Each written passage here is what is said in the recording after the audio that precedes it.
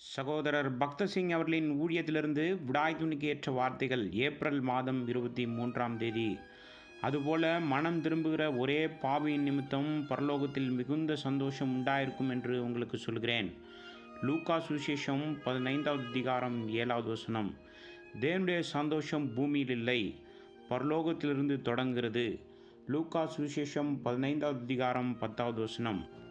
பரிசுத்த ஆவியினாலே தேவனுடைய வார்த்தையானது மனிதருடைய இருதயத்திற்கு மெய்யான உணர்த்துதலை கொண்டு வந்து மனம் திரும்புதலை தருகிறது.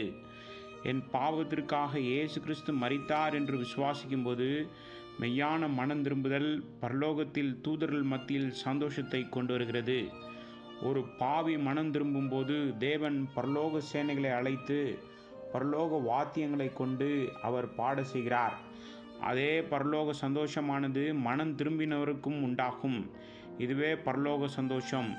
இதுவே பூமியில் உண்டாகும் சந்தோஷமாயிருந்தால் அது பிரசங்கியாரால் உண்டாவது. அது சீக்கிரத்திலே வாடி போகும்.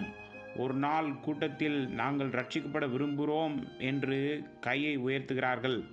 அடுத்த நாள் அற்பமான காரியங்களுக்காக சோர்ந்து போகிறார்கள். ஆனால் பரலோக சந்தோஷம் ஒருபோதும் வாடி போகாது. ஆண்டவராய் இயேசு கிறிஸ்து மத்தேயு சுவிசேஷம் 4வது அதிகாரம் 17வது வசனத்தில் மனம் திரும்புங்கள், பரலோக ராஜ்யம் சமீபித்திருக்கிறது என்று பிரசங்கிக்க தொடங்கினார். பரிசுத்த ஆவியினால் நிறைந்து பிரசங்கித்தார்கள். ஜனங்கள் தங்கள் பாவத்திற்காக இருதயத்தில் மனம் திரும்ப வேண்டும். வெறும் உதடுகளினால் அல்ல, நம்முடைய மனம் திரும்புதல் உண்மையானதாக இருக்க வேண்டும். பயந்தோ நல்ல பேருக்காகவோ மற்றவர்கள் என்ன நினைத்து விடுவார்களோ என்று அல்ல. சிலர் குழப்பமான நிலையிலே, ஆண்டவரே, நான் இது செய்திருந்தால் அது செய்திருந்தால் என்னை மன்னியும் என்று லேசாக சொல்கிறார்கள். இது உண்மையான பாவத்திற்கான மனஸ்தாபம் அல்ல.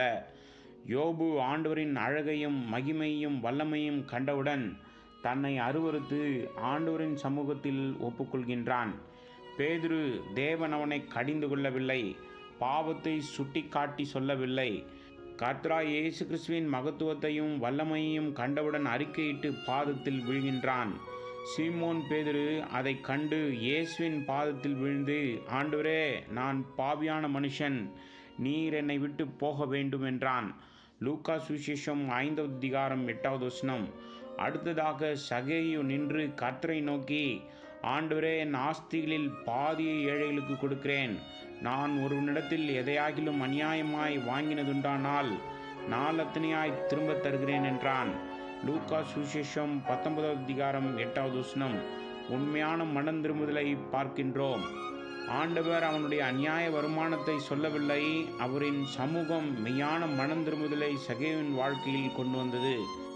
யாராக இருந்தாலும் மெய்யான மனம் திரும்புதல் பரலோக சந்தோஷத்தை இருதயத்தில் ஊற்றுவதை பார்க்கலாம்.